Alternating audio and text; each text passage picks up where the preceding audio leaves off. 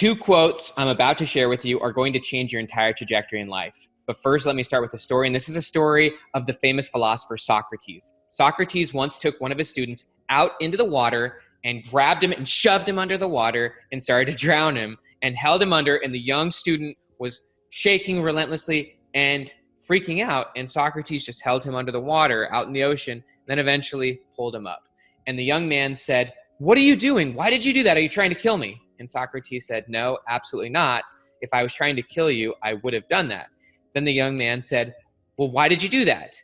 And this is what Socrates said, and this is the first quote that I want to share with you. And when you understand this quote, you'll be able to achieve a lot. I'm actually going to head and share my screen. I'm going to share with you an article I've written, linked down below as well. This article has been read hundreds of thousands of times.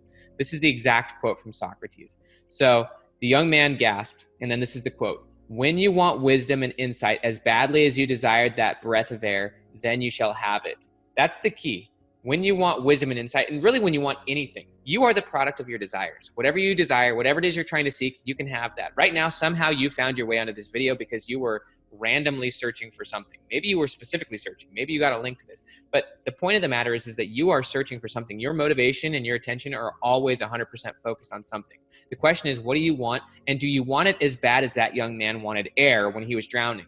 If you want success, or if you want wisdom, or if you want whatever it is, as much as that young man wanted air while he was drowning, as much as you would want air if you were drowning, then you'll have it.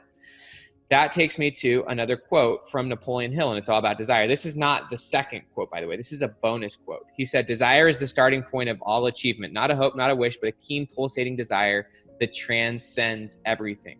So my question is, what do you want as a person, and how do you fuel that desire? You fuel that desire in a few ways. There's another bonus quote, and this comes from Zig Ziglar. He says, "Your input shapes your outlook." So you fuel your desire constantly by what you let into your brain. If you eat cookies, as one example, you're going to want more cookies in the future. If you go to the gym, you're going to want to go to the gym more. If you listen to good books, you're going to want more books. Everything you do fuels the desire to want more of it. You want more and more of what you do. You want more and more of what you obsess on. There's a great book called The Tiny Book of Habit by Daniel Coyle, and he talks about high performance. The whole book is about high performance, but basically what he talks about is that if you want something, you need to actually obsess on it. There's been a lot of research about people who become like world-class hockey players or gymnasts, etc. And what they find is that the proteges, the students, are staring relentlessly at what they want. Think about Tom Brady and football players. They're staring at like the best quarterbacks. They're constantly watching film. So whatever you focus on expands. Whatever you put your attention towards, you get. Whatever you put your attention towards, you want more of. You fuel your desire by focusing on certain things. And whatever you focus on, that becomes a part of your identity. And your identity becomes part of what you want.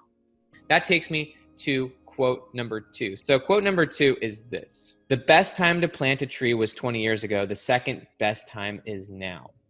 This is a humbling quote. Let me give an example. So Albert Einstein is attributed for saying compound interest is the 8th wonder of the world. Those who understand it earn it. Those who don't basically are abused by it to some extent. If you want to be successful, you need to start planting that tree right now. Hopefully you planted that tree 20 years ago because your former self hopefully set your current self up for success. But your future self is still up in the air. The question is, are you going to set them up for success, or are you going to set them up for failure? There's a great TED Talk by a psychologist called Hal Hershfield. He's at UCLA. He's been studying people's relationship to their future self. And here's what Hal Hershfield has found.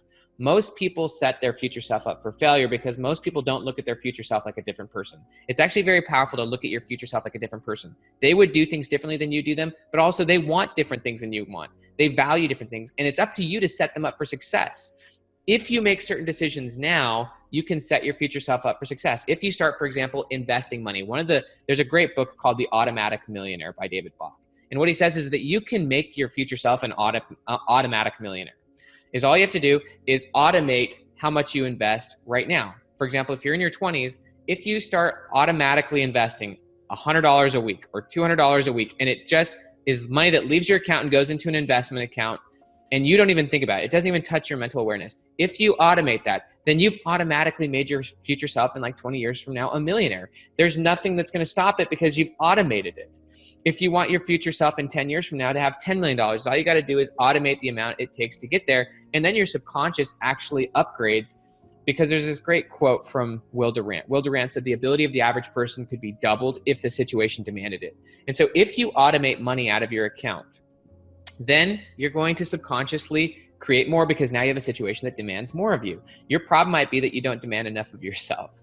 So those are the two quotes. The first one from Socrates is that if you want wisdom or if you want success, whatever it is you want, as bad as that young man who was drowning or as much as you would want if you were drowning, air, then you'll get it. You get whatever you want. You focus on whatever you focus on expands. You have to want it as much as you want air. It has to be seen as a necessity to you. You have to see it as this is that important.